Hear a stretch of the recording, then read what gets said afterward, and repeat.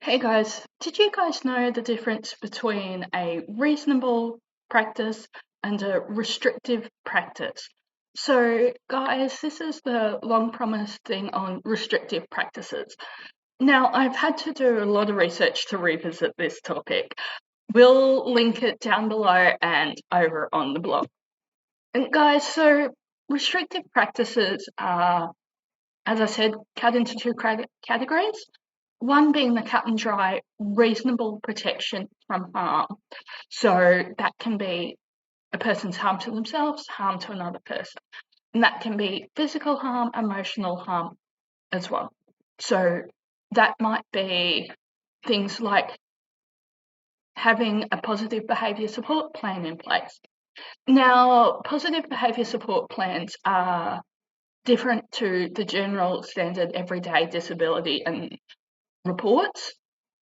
So positive behaviour support plans have to be written by a trauma-informed psychologist or family therapist. They have to be trauma-informed because a lot of the times the behaviours that someone is displaying are a behaviour due to trauma, due to past experience. And that can be with family, that can be with past support agencies, that can be due to a variety of factors.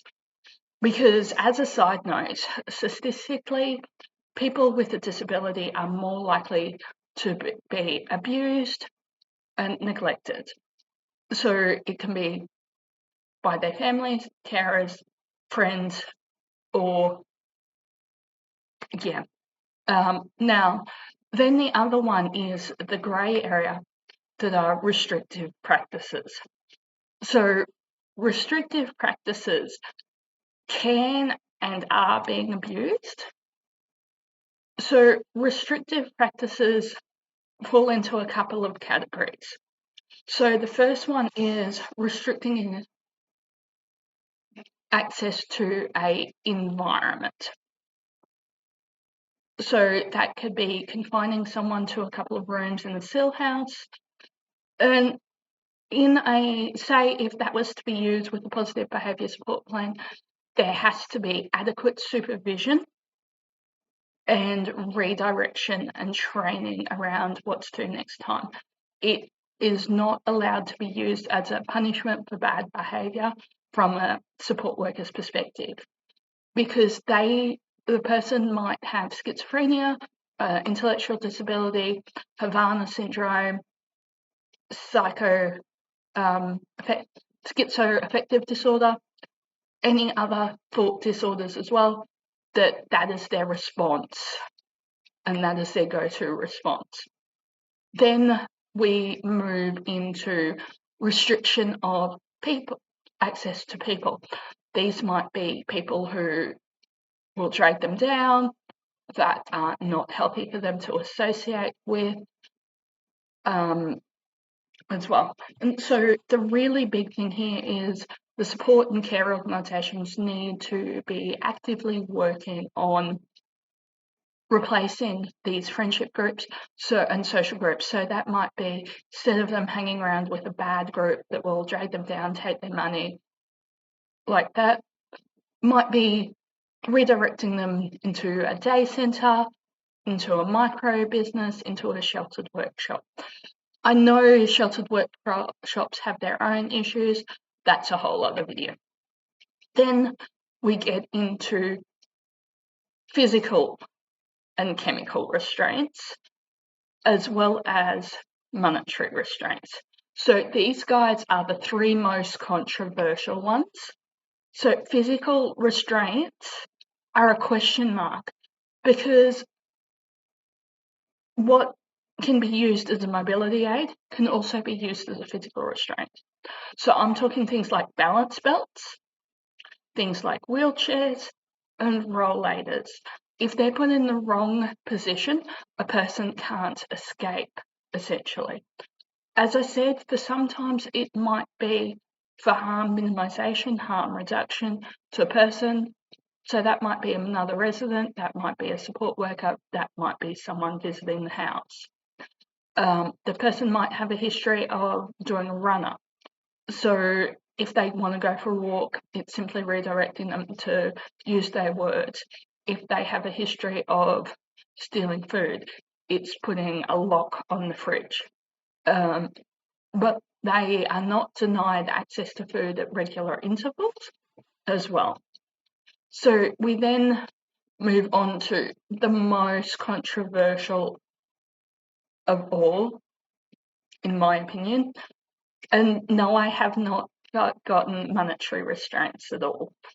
The other really controversial one is chemical restraints. So these guys are psychotropic medications, and they can be abused.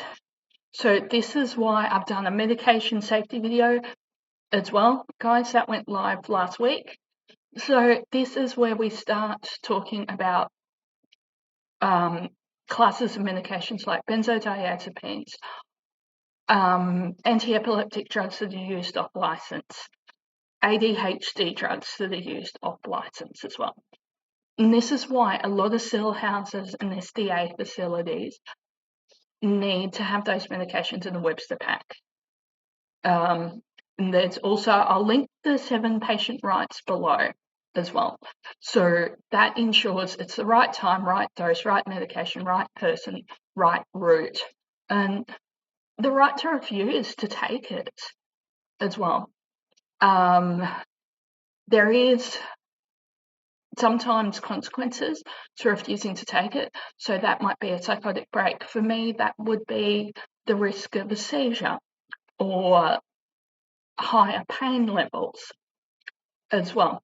And guys, this one is, I'm hoping to get a pharmacist on the show to talk about medication safety, and chemical restraints as well. And there are some medications that can only be used in certain therapeutic settings.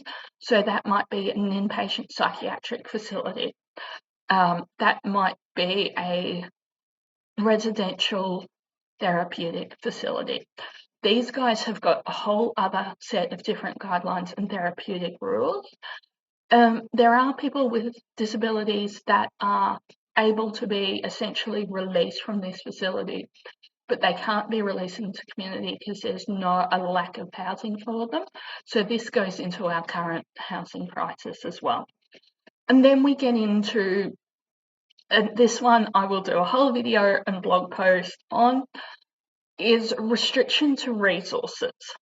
So resources can be a mobile phone, clothing, and yes, of course, money. So this is where a guardian, a trustee comes into it. There are moves to have supported decision making much more common in Australia. It is actually an option. Don't let your provider tell you otherwise. It is actually an option. And then we get into the public guardian. The public guardian should always be used as a last resort. Guys, I have over 1,000 heartbreaking stories. I put a question up on Reddit about people being restricted to their money through what the public trustee in various states call miscommunication. But when you dig a bit deeper, you see that the public trustee is not well funded, and they are seizing people's assets left, right, and centre. They're giving people like an allowance of $200 a week and no access to their own money, leaving support workers, carers, friends and families, or them relying on food banks as well. So this is where having a private trustee or a private accountant for supported decision making is a much better option than a public trustee. Public trustee should only be used, in my opinion, as a last resort. There are really good accountants that will manage NDIS plans or financial assets. Especially in my case, I've actually got a lot of assets behind me. My mum is my financial decision maker. I get an allowance of about $1,000 a month. So, guys, that one is fairly actually easy to live on. I know in the future there's some money put there. But say if someone wasn't even educated about money, doesn't understand money, is at risk of financial harm or abuse, so there's a couple of options. Is a still house records a budget for them, is the first one, and they control their own money. Then there's a trusted person within that organisation becomes their guardian or adult guardian and helps them make decisions.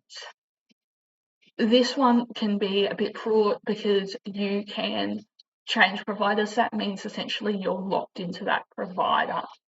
And you've got to remember this is a legal decision and they are making legal decisions for you, financial decisions as well. So they need to be able to be trustworthy, held accountable as well. And then we've got supported decision making. So that is where someone essentially has control of their own money, but the bank has put restrictions on it, and they're given a list of options of what would be good for them and talk through the pros and cons, like someone who has no cognitive difference would be able to then do. And then we get on to the things of last resort is the public trustee. And they have a lot of rules and regulations, but unfortunately, they don't actually act with the family's best interest all the time. They, I will freely admit, are underfunded and under-resourced. One of the worst horror stories I've actually seen, and it was on the ABC News website, was that someone had to go into a nursing home. Well, no, someone's wife had to go into a nursing home. The house literally was sold from under them, and the husband was wrongly told he wasn't fit to make his own decisions or live on his own, and was forced into the same public health facility. So that is and they were older as well. So that is just the tip of the iceberg as well. We're also hearing a lot of things around the public trustee, stories come out from the public trustee in the Royal Commission that are absolutely heartbreaking as well. People trying to start their own businesses, those assets being seized as well. There is recourse for people. So if you can find an advocacy group or a lawyer that you can transfer to, you can then pursue legal avenues. So this might be suing them to get your assets back. Once a house is sold, it is sold, but suing them to get the assets back, it might be not going to the public trustee, it might be setting a living trust up with an accountant or a bank as well. It might be using NDIS to have trusted friends and families to be your supported decision maker as well.